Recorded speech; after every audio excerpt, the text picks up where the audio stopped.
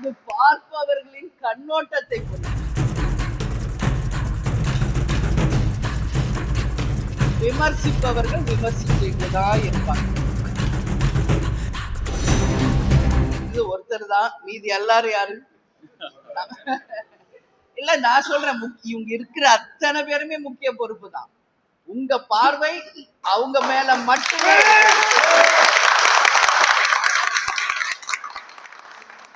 அது பார்ப்பவர்களின் கண்ணோட்டத்தை பொறுத்தது. இன்னைக்கு தேமுதிக லட்சக்கணக்கான பேர் உறுப்பினர்களா இருக்காங்க.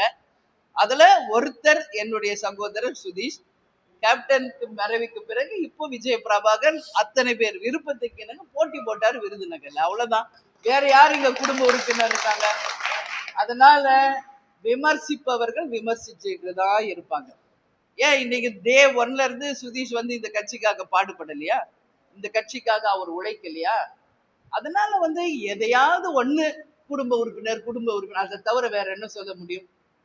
அதை தவிர வேற என்ன சொல்ல முடியும்? இன்னைக்கு லட்சக்கணக்கான உறுப்பினர்கள் நிர்வாகிகள் இருக்கின்ற இந்த கழகத்தில் டே 1ல இருந்து இன்னைக்கு வரைக்கும் கேப்டனுக்கும் எங்க கழகத்துக்கும் எனக்கும் துணை நிற்பவர் சுதீஷ். ஏன் கொடுக்க கூடாதா?